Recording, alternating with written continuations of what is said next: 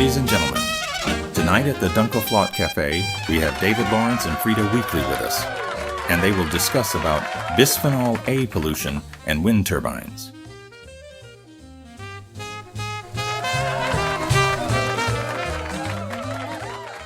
Welcome to the Deep Dive. Ready to explore something you might not have thought much about? Let's hear it. We're going deep into wind energy. Not the turbines themselves, but the materials inside those huge blades. Interesting. I think most people see wind turbines and they just picture clean energy, right? Yeah, they see those giants spinning and they think green energy. But have you ever wondered what they're made of? To be honest, not really. I know there's steel and fiberglass involved, but... Well, that's just the surface. Deep inside those blades are epoxy resins. And those resins contain something we're all trying to avoid these days. Oh, like what? Bisphenol A, BPA, and Bisphenol F too. Huh. Those are the chemicals they're trying to phase out of food packaging and stuff, right? Exactly, because of potential health risks. But they're being used in massive quantities in these wind turbines. That seems a bit counterintuitive. If wind power is supposed to be so clean, why use potentially harmful chemicals? It's a good question, and that's what we're going to unpack today. What happens when those blades wear down or get damaged? And what does that mean for the environment? All right, picture this. A wind turbine stretching 200 meters into the sky. Just massive. I can't even imagine. Well, has a rotor, that's the spinning part, with a surface area larger than 22,000 square meters. Think about that. Wow, that's bigger than 3 football fields, all coated in this stuff. Exactly. And a lot of that coating is epoxy resin, made up of Bisphenol A and Bisphenol F. Okay, but why? Why use those chemicals? Durability. Think about the conditions those blades face. Constant wind, rain, sun, even lightning strikes. True. They need to be incredibly strong to withstand all that. Exactly. And those epoxy resins, they help make the blades super tough. So it's a trade-off then. We want clean energy, but the materials might not be so clean. It seems that way. And the thing is, no matter how tough they are, those blades don't last forever. Of course not. What happens then? Well, let's think about the constant barrage those blades face. Rain, sometimes driving rain, hitting those surfaces at high speeds. Yeah, that's going to cause wear and tear for sure. Exactly. That rain erodes the surface of the blades. Bit by bit, it wears away at those coatings. You know, I actually read about a test they do to simulate that. It's called the wearer test. Wearer? Yeah.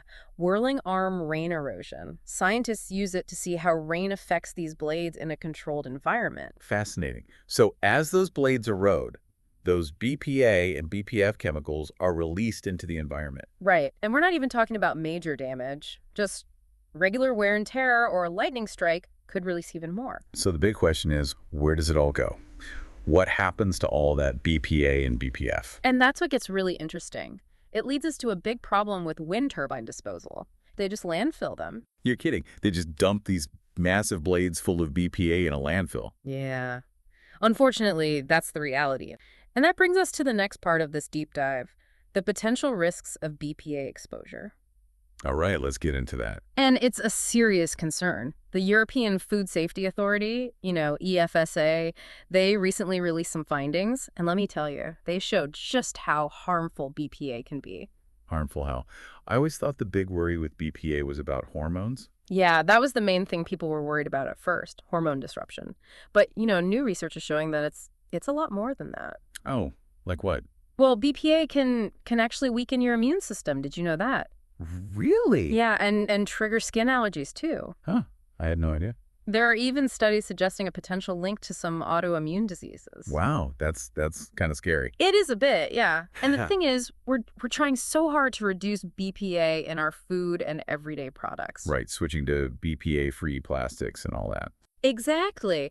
But then we have these wind turbine blades potentially leaching it into the environment. It's like we're trading one problem for another. It does make you think, doesn't it? So how could this BPA from wind turbines actually affect us, like in real life? Well, imagine this. Rainwater falling on a landfill where they've dumped these old turbine blades. Yeah. Okay, I'm picturing it. That water, it soaks in, right? Picks up the BPA and BPF and seeps into the ground. Eventually, it reaches rivers and streams. Exactly. And then what?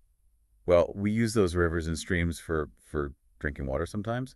and for irrigation. So it's possible that we could actually end up ingesting BPA that came from these blades. That's a bit unsettling, isn't it? Yeah, it is. And remember, even tiny amounts of BPA can be harmful. We can't just assume that something that's labeled, green or eco-friendly is automatically harmless. You know what I mean? We have to look deeper, ask questions for both people and the planet. That's such a good point. And I think that's a great takeaway for our listeners. Don't be afraid to challenge assumptions. Well, thanks for joining us on this deep dive. Keep exploring, keep questioning.